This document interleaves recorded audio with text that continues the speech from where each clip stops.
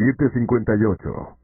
Estamos de regreso ya y les habíamos planteado el tema económico y lo que necesitaría el Ecuador, no sé si con urgencia o cuál es más urgente, pero sí como una especie de política de Estado que nos la plantean para que ejecute este gobierno y con seguridad para que lo revisen aquellos que quieren participar y plantearnos un proyecto de gobierno a los próximos 4 años. Saludamos al señor doctor Pablo Lucio Paredes y al economista Gabriela Calderón. Estaremos también en un contacto con el señor doctor Walter Espurri. Doctor Pablo Lucio Paredes, Pablo Lucio, bienvenido, buenos días. 5 propuestas, como que uno dice, estas son las mínimas en medio de lo que hay que hacer. Las reflexiones de ustedes son, oigan, caminemos por aquí en búsqueda de la prosperidad y de la libertad. Bienvenido, buenos días, Pablo Lucio. Muy buenos días, Francisco. Obviamente un gran saludo a Gabriela y a la gente que nos escucha. Efectivamente, en el foro Libertad y Prosperidad partimos de la idea de que el principio fundamental de la libertad, es decir, que la gente pueda tomar más y mejores decisiones en su vida y que no necesariamente esté esperando que alguien le dé tomando las decisiones, sino que pueda participar de ellos de manera más libre, es el verdadero camino hacia la prosperidad. Y dentro de eso, pues hemos planteado unas ideas, son 5, como tú decías, 5 reformas que nos parecen indispensables para lograr ese camino, y son decisiones internas y externas, ¿no?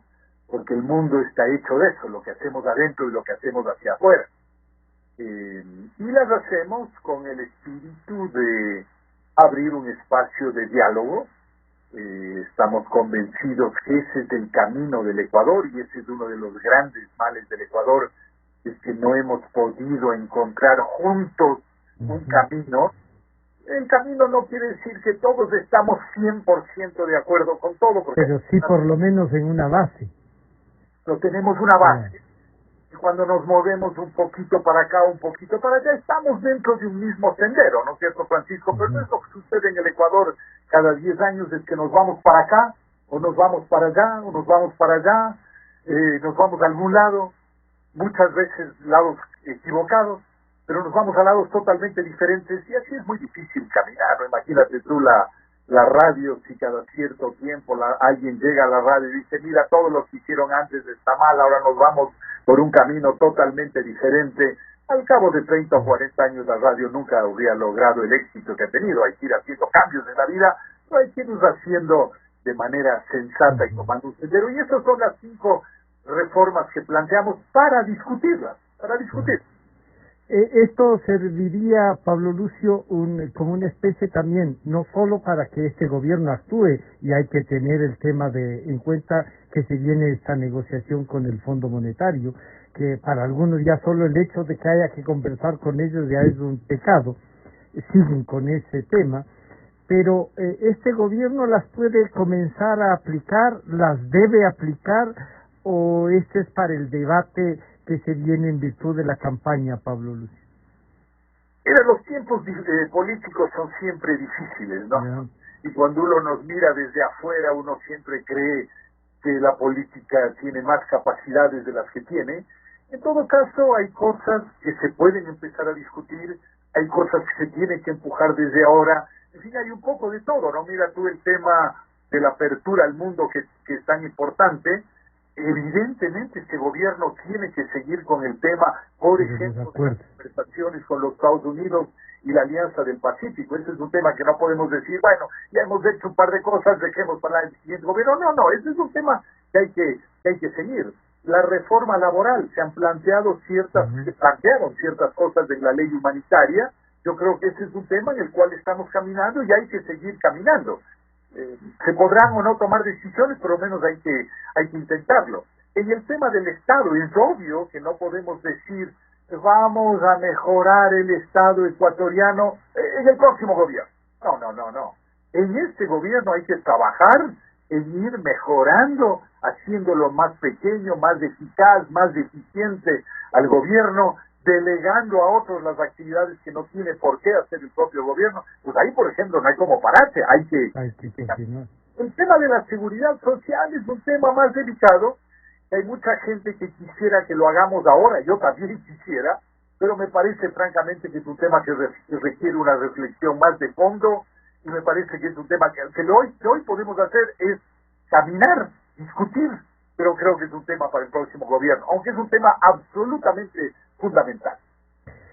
Saludar a la economista Gabriela Calderón, bienvenida, muchas gracias por acompañarnos. Bueno, esta primera apertura que hace Pablo Lucio nos llevaría entonces, ¿usted considera de estos 5 puntos? Él ha dicho, claro, se puede ir caminando, hay temas que tomarán más tiempo, pero para usted, ¿cuál sería el más urgente? Y de este más urgente, alguna razón por la que debamos enfrentarlo con mayor eficacia. Bienvenida, buenos días. Muchas gracias por la invitación. Creo que cualquiera de las 5 propuestas que hemos presentado luego de mucho tiempo de discusión entre los firmantes del foro, que creemos que es de importancia trascendental. Y digamos, nos hemos puesto como meta que al menos una llegase a ser implementada. Si tuviéramos que pensar en términos de urgencia, pues yo creo que la más imperativa sería la primera, que es reducir el tamaño y la envergadura del Estado, es decir, para poder disminuir la carga tributaria sobre los ciudadanos. Hemos visto cómo gobiernos alrededor del mundo han tratado de dar algún tipo de ayuda o estímulo, ya sea directamente a los ciudadanos o a las empresas, dado el impacto económico de la pandemia, pero aquí nos agarraron con las finanzas públicas en desorden, entonces eso no era posible. Si bien no es posible dar algún tipo de ayuda o estímulo, pues por lo menos no restar o sumar problemas, o sea, no restar liquidez, sumando así problemas a la ya complicada situación del sector productivo. Entonces, ¿qué es lo que necesitamos hacer en las finanzas públicas para poder darle algún alivio? La reducción del tamaño del Estado pasa por revisar el número de funcionarios públicos, y eso es desempleo. Dicen algunos, otros dicen, bueno, no podemos seguir manteniendo tampoco gente que no produce. Desempleo, pero veamos un momento la cuestión. Si usted no hace el ajuste en el sector público, el ajuste igual se hace por el sector productivo. Es decir, mientras se niegan a ajustar la nómina del sector público, se sangran empleos en el resto de la economía. Es una cuestión de elegir por dónde quiere perder empleos. Y la cuestión está en que por qué siempre tiene que pagar la cuenta el resto de la sociedad, cuando realmente un dólar gastado en el sector público, la literatura económica se sabe que es menos productivo que un dólar gastado por el resto de la economía. Es decir, nosotros lo que estamos tratando de abogar es porque un dólar que se quede en el bolsillo de la gente va a ser más productivo que un dólar que ingrese al aparato productivo. ¿Por qué? Porque es el aparato productivo que todos los días vemos en el periódico, que llena las portadas con escándalos de corrupción y despilfarro. Y además porque es lógico que si uno gasta dinero propio en uno mismo, uno lo gasta de manera más eficiente que si gastas dinero de otros en otros. Digamos, es una cuestión, digamos, de cómo funciona el comportamiento de los seres humanos como son, no como quisiéramos que sean, ¿no? Y claro, y en la parte económica es justamente lo más práctico, en donde se vuelve evidente lo que hay que hacer. Quiero saludar al señor doctor Walter Spur. Están con nosotros el economista doctor Pablo Lucio Paredes y la economista Gabriela Calderón. Estas 5 propuestas que hace el Foro Libertad y Prosperidad un poco ubica la economía del país y está diciéndonos, oigan, esto no está funcionando. Pero con este tema yo le había pedido a la economista Calderón que nos dijera qué sería la prioridad. Ella ha dicho la reducción del tamaño del Estado, si es que tuviese que escoger, pero en realidad los 5 son los puntos que cada uno avanza. Pablo Lucio nos decía que el tema de la seguridad social como que hay que iniciar el debate, y que a lo mejor ahora el gobierno no podría animarse o plantear políticamente. ¿Usted ha visto las 5 propuestas? ¿Coincide? ¿Aumentaría alguna de ellas? ¿Cuáles priorizaría? Bienvenido. Buenos días, Walter. Muy buenos días, Francisco. Saludos a Gabriela y a Pablo y a todos nuestros escuchas. Sí las he leído, me parece que es una propuesta coherente, va en el buen camino, son buenas propuestas. En efecto, yo pienso que el problema central hoy está en el sector público. La crisis que tenemos ahora es por el sector público, pero yo pienso que es una combinación de un tamaño muy grande con una enorme ineficiencia. Fíjese, Francisco, que en el gobierno de Rafael Correa se hizo una inversión sin precedentes en cuanto a lo que hizo el sector público. Y parte pues fue con el dinero de los enormes ingresos petroleros que tuvimos por el alto precio, más endeudamiento externo. Y sin embargo, hoy no vemos que esa inversión pública esté produciendo nada. No vemos que esa producción pública signifique, si hemos gastado 4.000 millones de dólares en refinería, que tengamos una muy buena producción de combustibles. No, ni siquiera tenemos, no sirvió para nada. Inversión eléctrica, encontramos también que centrales hidroeléctricas con problemas, y así sucesivamente. Entonces se nos van a costar más el tenerlas. Así a las finales nos cuestan más. Entonces el sector público, por una parte, hay que reducirlo, y por otro, hacerlo eficiente y redireccionarlo. Esta crisis que vivimos, esto de la pandemia, nos hace ver que hay un papel para el sector público que es importante, y en los sectores donde se habla de externalidades. O sea, es importante para la sociedad de que el grueso de los ciudadanos estén en buena salud, ¿ya? Y por lo tanto no podemos dejar un sector de salud exclusivamente en manos privadas, porque entonces el sector privado no puede atender a las personas que no pueden pagar por los costosos que son esos servicios. Por lo tanto, se tiene que redireccionar el gasto público hacia los sectores que van directamente en beneficio de la sociedad. Ahí tiene que ir el gasto, tiene que ser mejor calidad de salud, mejor calidad de educación pública, mejor calidad de seguridad, etcétera.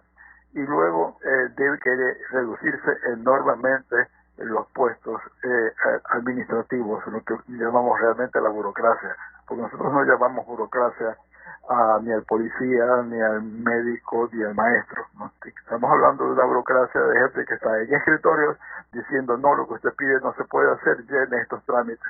Eso de allí hay que simplificarlo. Y preguntaba a usted, Francisco, si hay que reducir, si es el número o los sueldos. Por la urgencia de la crisis ahora se estaba planteando los sueldos y reducir los sueldos y que se trabaje menos horas y que por lo tanto se gane menos.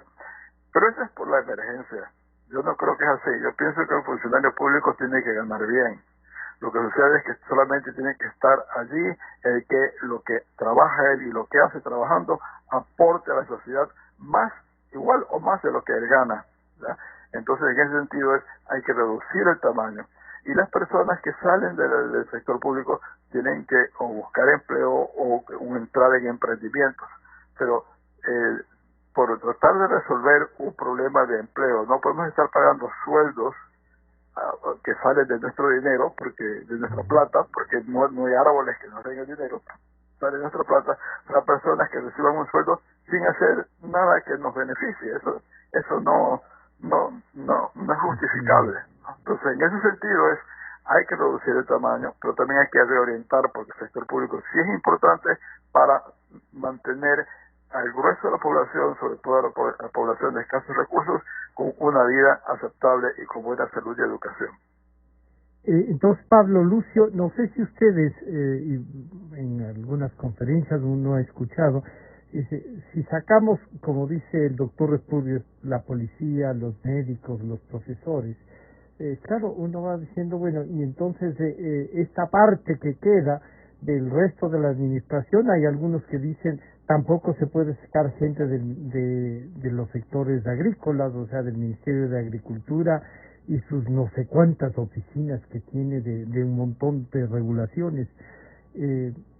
¿Cómo hacer? ¿No es viable entonces, solo por la pandemia, esta reducción de salarios, plantear en principio una reducción a través de las horas de trabajo y eso, para luego hacer un gran estudio y plantear esto ¿No es viable esto, Pablo Lucio? En el tema ya de la reducción del Estado, para ver después, y pediría ahí, ¿por qué es esencial un acuerdo con el fondo? Si es que además se suman estas otras cosas. Ahora yo quisiera primero sobre este tema señalar tres cosas que me parecen importantes. La primera, y lo mencionamos en los documentos del foro, hay que aplicar el concepto de la presupuestación base cero. Es un concepto muy sencillo y que todos en nuestra vida tratamos de aplicarlo. No digo que siempre logramos hacerlo, pero al menos deberíamos intentarlo y lo intentamos. Es que normalmente en el Estado, tú dices al final del año, voy a hacer el presupuesto del año próximo. Y bueno, hay este proyecto, hay este plan, hay este ministerio, hay esta entidad, hay esto, hay aquello. Y la pregunta que se hace es, ¿le subimos el presupuesto, le bajamos un poquito, le mantenemos? Pero no se hace la pregunta, que es la fundamental en la presupuestación base cero, es esa función, ese proyecto, ¿es útil o no es útil para la sociedad? Es la pregunta importante, ¿no? Y eso es lo que viene con lo que se acaba de comentar. Es la única manera de poder determinar qué cosas son realmente útiles para la sociedad y cuáles no son. Y cuáles, incluso siendo útiles, otros las pueden hacer mejor, ¿no? Entonces el concepto de presupuestación base cero es fundamental, ¿no? Hacerte la pregunta, ¿esto sirve o no sirve? No es simplemente cuestión de subirlo o bajarlo un poco, ¿es o no es útil? Si no es útil, simplemente hay que eliminarlo. Ese yo creo que es el concepto. La primera cosa que me parece importante. La segunda cosa que quisiera señalar es, estamos claros que en temas fundamentales como educación, salud, jubilación, tiene que haber un aporte solidario del Estado a la gente que menos tiene. Como dice Walter, hay cosas que la gente de salud, que la gente menos de ingresos no puede pagar, ¿no? Pero eso no quiere decir que lo tiene que hacer el Estado. Lo puede hacer el sector privado, pero el Estado aporta a la gente que menos tiene para que pueda recibir esos servicios. Entonces ese es un concepto también bien importante, que no es que necesariamente lo tiene que hacer el Estado. El Estado puede ayudar a los que menos tienen. Tercera cosa que tiene que ver, caminando hacia el tema del Fondo Monetario, que es muy importante, es que tenemos que pensar que hay el presupuesto, digamos, por el Estado normal, llamémosle así, y luego lo que yo llamo el fondo de crisis, que es un fondo para, lo que decía Gabriela, ayudar a las familias y a las empresas en situación vulnerable ante esta crisis de la pandemia, ¿no es cierto? Entonces hay las dos cosas, el presupuesto y el fondo de crisis. Si nosotros mantenemos el Estado que tenemos grande, costoso, etcétera, no hay fondo. Para que los recursos externos que vamos a recibir, sea de la digamos, que nos hemos ahorrado con la renegociación de la deuda, que vamos a recibir de la China, del Fondo Monetario, etcétera, se van a ir a financiar el mismo Estado de siempre. Y entonces, obviamente, no va a haber dinero para el fondo de crisis, que es fundamental. Entonces, ¿cuál es la única manera de que haya dinero para el fondo de crisis? Es que recibamos el apoyo externo y al mismo tiempo reduzcamos el tamaño del Estado. Entonces ahí sí vamos a poder destinar recursos al fondo de crisis, si no, efectivamente no hay manera de que haya apoyo a las familias y a las empresas. Por eso es esa lógica de que hay que reducir el tamaño del Estado y al mismo tiempo recibir recursos externos, uno de los caminos es el Fondo Monetario, que es muy importante para recibir recursos, para recibir dólares en la economía y para además acabar de cumplir el acuerdo con los tenedores de bonos, porque ese acuerdo dice es necesario un acuerdo con el Fondo Monetario para nosotros acabar, digamos así, de suscribir el acuerdo con el Ecuador, porque no queremos nosotros, tenedores de bonos, reducir nuestros compromisos con el Ecuador y que nadie más apoye, ¿no? El Fondo Monetario, y el Fondo Monetario dice lo mismo: yo no voy a poner fondos si es que los tenedores de bonos no ponen también su parte. Entonces cada uno pide que el otro haga algo. Bueno, sean garantes mutuos. Ya estamos de acuerdo con los unos, ahora hay que caminar con los otros, que es el Fondo Monetario. Gabriela, este acuerdo con el fondo va a tener en cuenta los 5 puntos que ustedes han planteado y quizá otros más. Y claro, cuando uno le escucha a Pablo Lucio decir el presupuesto base cero, y ahí la gran pregunta es, ¿esta institución nos sirve o no nos sirve? Algunas van a quedar ahí con un brochazo. Creo que algunas de estas, el Ministerio de la Felicidad y esa, ya no tienen ese rótulo, sino les pasaron a alguna otra institución, pero sigue habiendo la oficina de los intelectuales, la oficina de los artistas, de todo. O sea, no hay un Ministerio de Cultura con todo, sino hay una dispersión de entidades. A eso es entonces a lo que hay que atacar, como nos ha dicho Pablo Lucio. ¿Esta nos sirve o no? Y base cero también será cómo manejar lo que nos deben al resto del país en seguridad social, en todo eso. ¿También se borra o no, economista Calderón? Bueno, el presupuesto base cero también implica aceptar la realidad de los ingresos reales esperados, y desde hace varios años en el Ecuador se maneja la práctica, la mala práctica, diría yo, de subestimar las obligaciones y digamos, de exagerar los ingresos esperados. Entonces, para hacer un presupuesto realista, tiene que empezar por unos ingresos, digamos, lo más brutalmente honestos que se pueda, y tratar de ajustarse a esa realidad. O sea, es decir, no podemos hacer un presupuesto que esté basado en pensamiento deseoso, o en que ojalá tengamos buena suerte y realmente los ingresos sean 3.000 o 4.000 millones más de lo que realmente nos indica la información disponible hasta el momento de hacer el presupuesto. Entonces, primero hay que aceptar la realidad, presentarla de manera lo más transparente posible a la gente. Aquí varios años, a la mitad del año resulta que dicen, ups, realmente el déficit era mayor de lo que habíamos dicho. Eso de ahí, por ejemplo, no debería continuar. Más bien, si algo debería de hacerse es errar por el lado, digamos, de que se subestimen los ingresos. Claro, al revés, que se subestimen los ingresos y que se exageren las obligaciones. Porque así estás del lado seguro digamos, hacia tener un superávit en lugar de tener un déficit mayor de lo esperado. Ahora, considerando esa realidad acuciante y grave, pues las prioridades cambian, ¿no? O sea, puede que en 2014 se haya considerado que era necesaria la promoción del cine nacional, de destinar presupuesto a aquello, y digamos el Instituto Espacial Ecuatoriano, otras cuestiones así, que no representan mucho en el presupuesto, pero todo cuenta cuando estamos en una situación así de grave, de escasez de recursos, y someterlo al análisis de presupuesto base cero, en que uno dice, dada la realidad de que nos hemos empobrecido significativamente y que ahora los ingresos que se esperan son estos, no los que se esperaban en tiempos normales el año pasado, entonces ahora vamos a analizar si necesitamos estas y otras instituciones. Algunas se verá la necesidad de incluso aumentar el gasto. O sea, Pablo Lucio hablaba de que en algunos casos se tendrá que eliminar algunas instituciones o reducir significativamente su presupuesto, pero el análisis de presupuesto base cero también va en la otra dirección. Quizás te das cuenta que ahora... ¿En dónde se puede invertir más?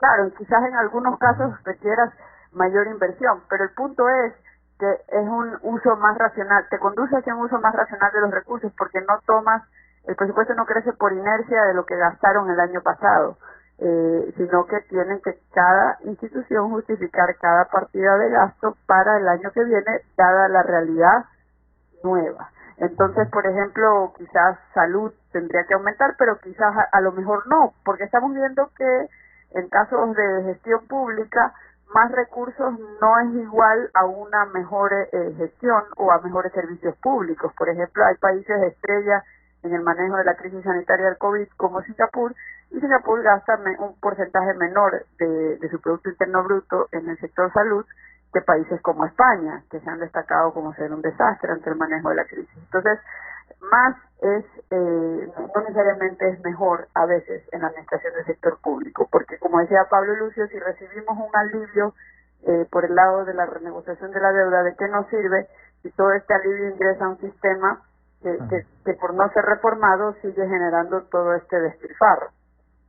Claro, doctor Esturdio, entonces, bueno, pasa por este presupuesto base cero, como nos han planteado, pero un poco como que habría que reestructurar ahí el presupuesto. Entonces, el actual presupuesto incluso podría bajar y bajar sustancialmente solo para lo que necesitamos. Algunos dirán, bueno, inversiones ya se ha bajado, no hay, y justificarán diciendo esas inversiones no han sido tan necesarias porque pese a haber hecho no generan nada para el Estado. ¿Cómo vas a hacer el presupuesto a base cero y políticamente es viable eso? Bueno, yo pienso que la viabilidad mucho depende de cuán fuerte sea un gobierno. Hoy en día tenemos un sistema presidencialista. Se quiere cambiar eso, pero yo no estoy de acuerdo. Yo pienso que es bueno que tenga un sistema presidencialista, un presidente que tenga mucho que tenga la fuerza suficiente, pero parece que esta era avasalladora. Sí, bueno, sí, pero por ejemplo para hacer el presupuesto, yo pienso que normalmente las asambleas, los congresos son muy populistas, mucho en nuestro país, a diferencia de lo que inicialmente fue la idea del Parlamento. El Parlamento fue en la época en que se inició Inglaterra, era de que la población iba a frenar el gasto que quería hacer el gobernante. Aquí en nuestro caso las asambleas siempre quieren gastar más y no quieren aumentar los ingresos. Y han incidido en el aumento del gasto público. Ahora es mucho más moderado bajo el actual sistema de lo que era antes. Yo pienso sobre todo es el peso que tenga el gobierno, por un lado, frente a la burocracia. En segundo lugar, no sé qué limitaciones pueda tener en cuanto a la reducción del tamaño del Estado por la estabilidad del empleo en el sector público. Hoy tiene la facilidad de hacerlo con los contratos de los funcionarios que no tienen estabilidad porque son contratos a plazo fijo. Por ahí puede reducirlo. Pero es algo que las realidades lo va a imponer.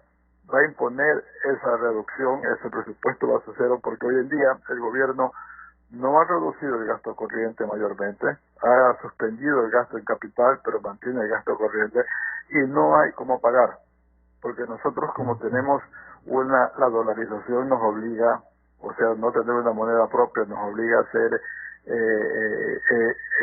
austeros, nos obliga a ser estrictos, no gastar lo que no tenemos. No podemos recurrir al Banco Central a que nos financie y por lo tanto financiar el gasto público vía inflación y devaluación. Está muy limitado el ingreso de créditos externos porque ya hemos superado nuestro posibilidades. Entonces el gobierno que no está bajando sus costos hoy no está pudiendo pagar los compromisos que tiene y entonces está buscando pagar con papeles. Y hay un límite a lo que el gobierno puede pagar con papeles porque entonces va a crear una moneda paralela, va a crear un caos en el sector monetario. No puede tenernos inundados como se hizo en la Argentina en la época de los patacones. No podemos ir a eso. Entonces, hay la situación también que con la crisis el sector público se ha contraído enormemente.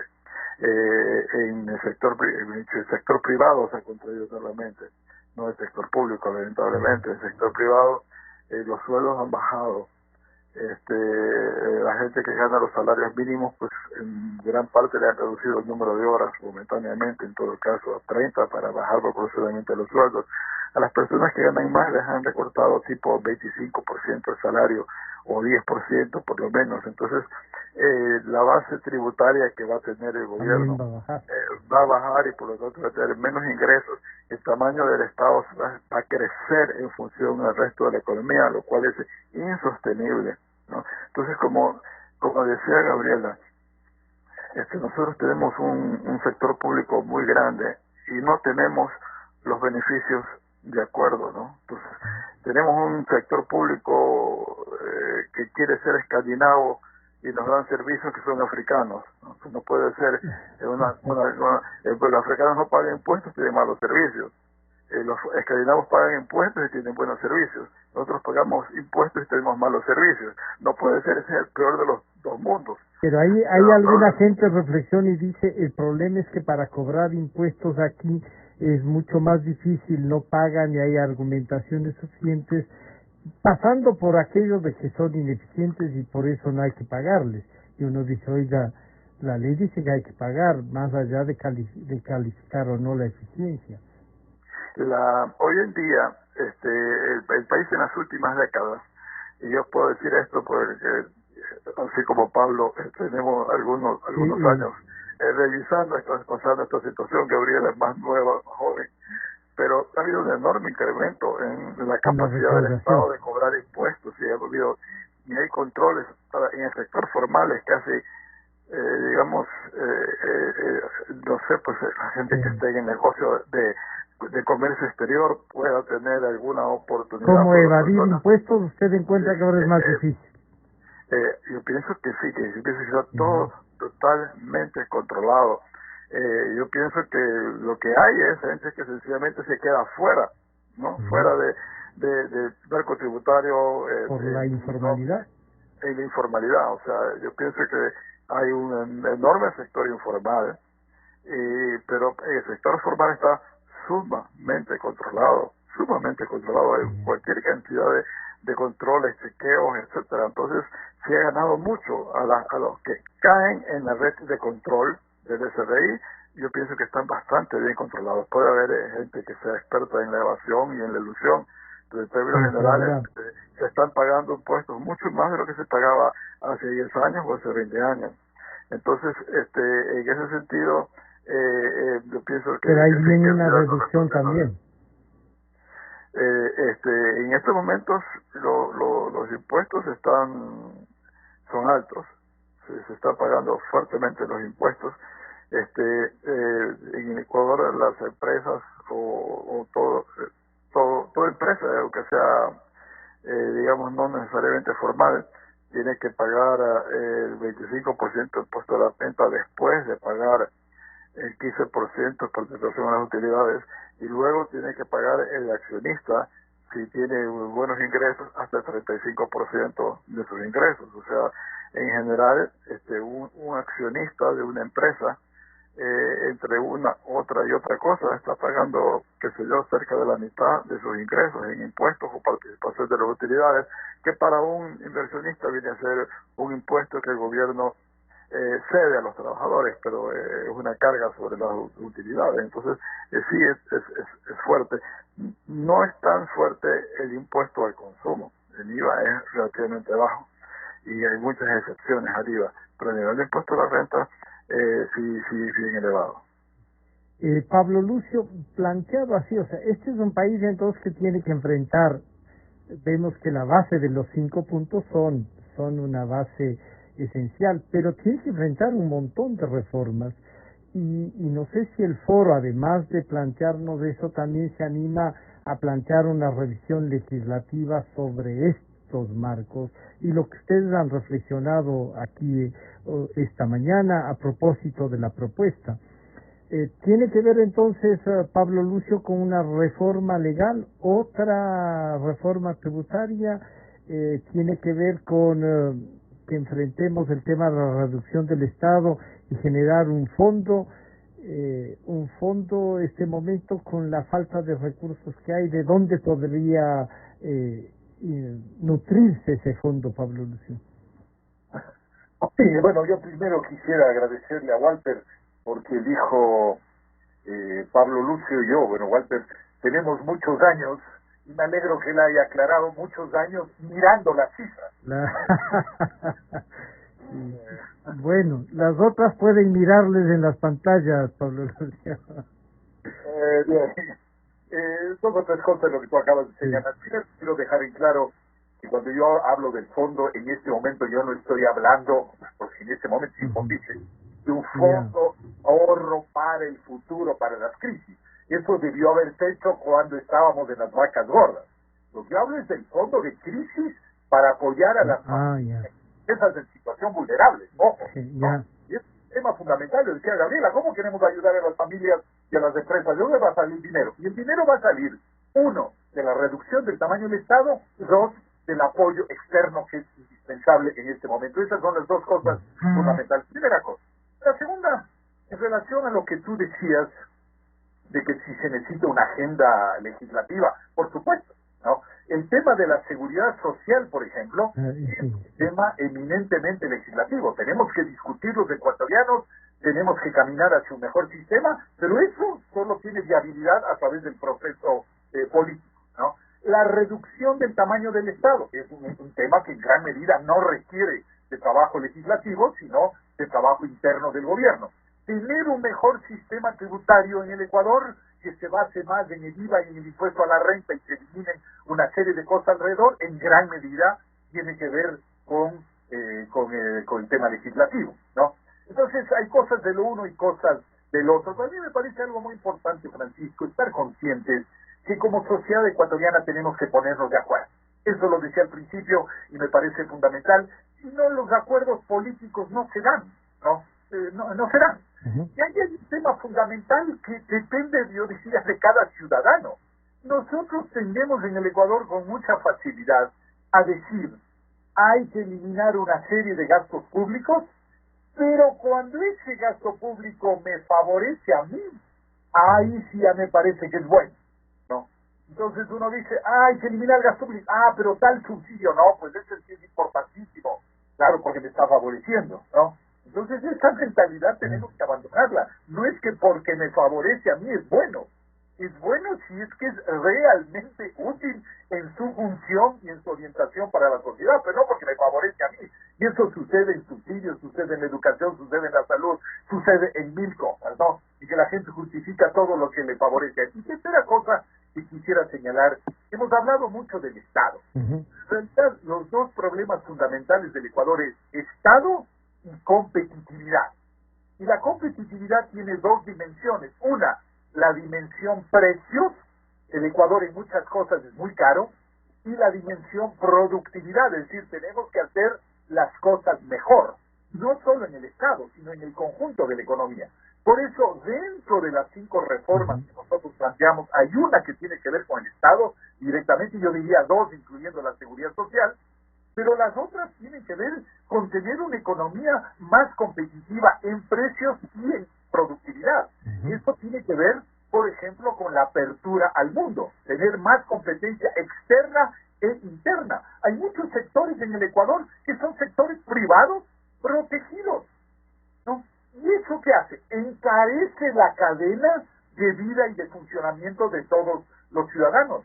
No tenemos suficientes acuerdos internacionales que nos generen oportunidades en el exterior y competencia interna. Por eso insistimos en ese punto de la apertura al mundo. El tema de los aranceles, el tema del impuesto a la salida de divisas.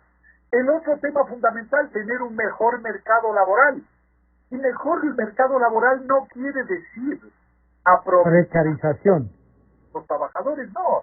Quiere decir adaptar las circunstancias a que la gente pueda tener un empleo.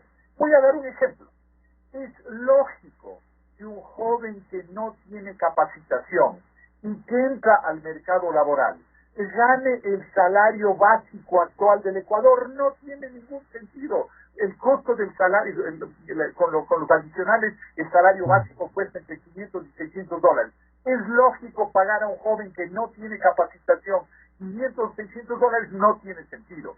El joven que entra tiene que ganar menos porque está ganando un adicional que es la capacitación. Es decir, su sueldo es... Hay una inversión en él también. Exacto, el sueldo de él es un menor sueldo más la capacitación. Al cabo de un tiempo, cuando haya adquirido esta capacitación, obviamente su sueldo va a ir subiendo. Entonces es natural que haya, igual que en muchos países del mundo, incluso países muy desarrollados, que haya un sueldo básico más bajo para los jóvenes sin capacitación. ¿Quiere decir que estás tratando de aprovecharte de la gente? No, estás tratando de darle una oportunidad, porque hoy, con el salario que te cuesta 500 o 600 dólares, simplemente no le contratas y no le das esa oportunidad. Entonces hay que pensar que hay dos temas fundamentales, reformas, que es Estado y competitividad. Gabriel, entonces, entre Estado, la competitividad y productividad que nos han planteado y que la plantean ustedes, pasa también por la inversión extranjera, cómo atraerla. Se ha dicho que el impuesto a la salida de capitales es una traba, pero si uno revisa, y claro que para acorde, usted no ha revisado tantos años como Pablo Lucio y el doctor Spurrier y Walter, pero no ha habido inversión, que no sea ese, con excepción en unos momentos en tema petrolero, así como que los capitales internacionales en algunas cosas no están abiertos, Gabriela.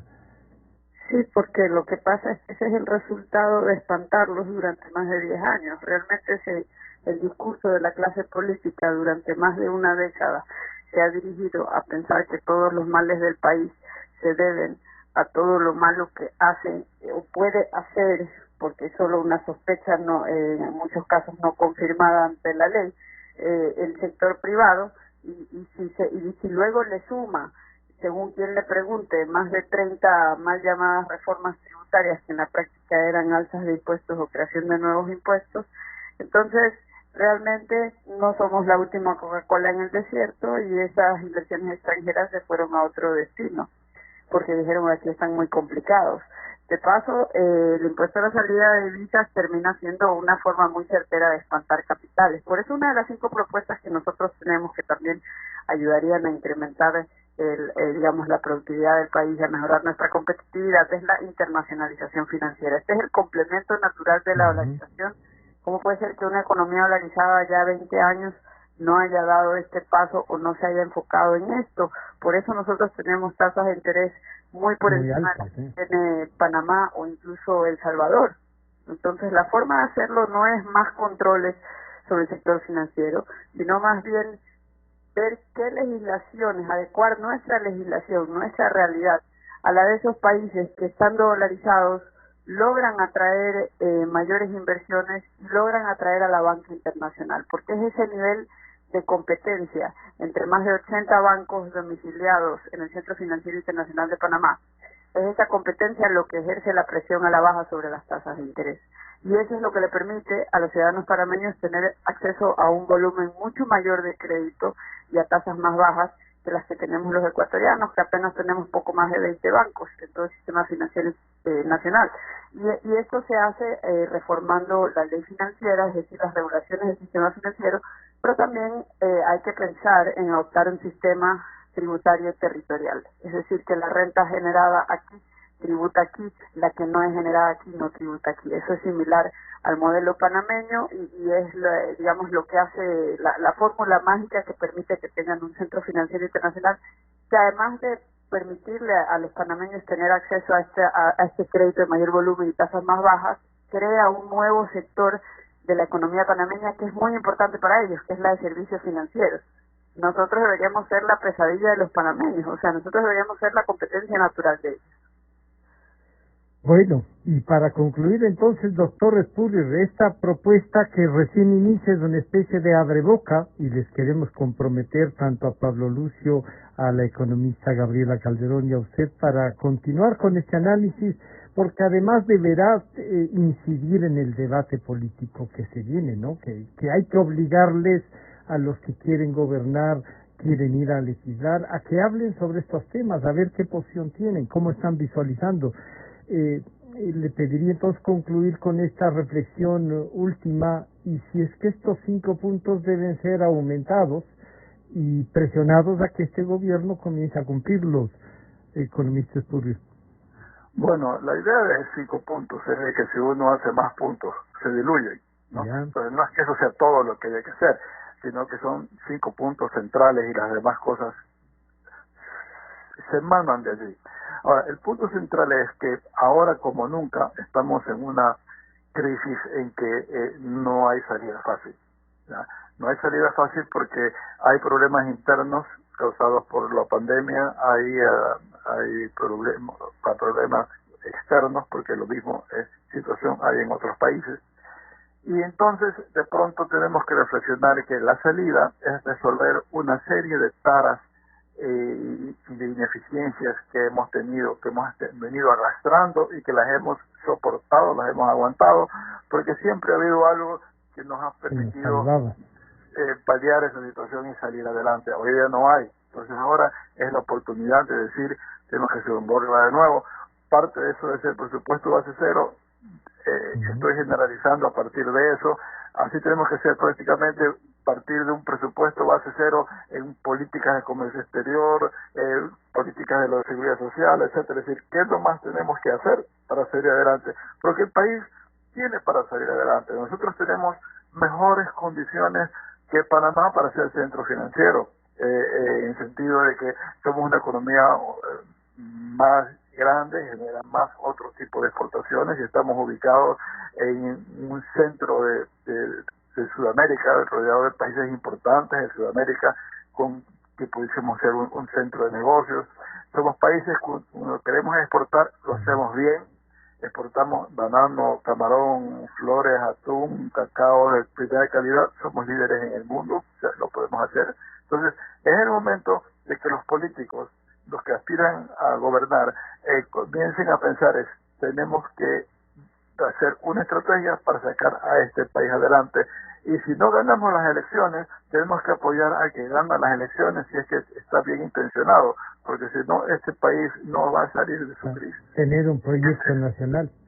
Eso es lo que tenemos que tener. Y con las grandes crisis, los grandes males, grandes remedios. Y claro, queda pendiente también el tema de los gobiernos seccionales, porque claro, eso también, como decía Pablo Lucio, cuando a mí me tocan, ahí sí ya no me gustan las reformas, y Estado también son ellos, hay una serie de instituciones que están fuera del presupuesto base cero, habrá que también ponerlas ahí para que ingresen en el presupuesto. En todo caso, el Foro Libertad y Prosperidad nos plantea 5 puntos para la reflexión. Queremos agradecer al doctor Pablo Lucio Paredes, a la economista Gabriela Calderón y al doctor Walter Espurrios por acercarnos a esta propuesta. Muchísimas gracias. Estaremos en contacto para avanzar en el análisis y hacer un seguimiento de las propuestas políticas, ¿no? Luego de un corte pequeñito volvemos con el máster Rommel Salazar, director general de riesgos en el Ecuador. Ya volvemos. Calidad, innovación, completamente democrática. Inicio de espacio promocional y publicitario. En este tiempo, en donde la seguridad y la salud es lo más importante, utiliza Banca Móvil del Banco del Pacífico desde tu casa y realiza consulta de saldos y movimientos de cuentas y tarjeta Pacificard. Consultas de cupo disponible en tu tarjeta Pacificard. Transferencia de dinero a bancos locales. Recargas de tiempo aire. Pagos de servicios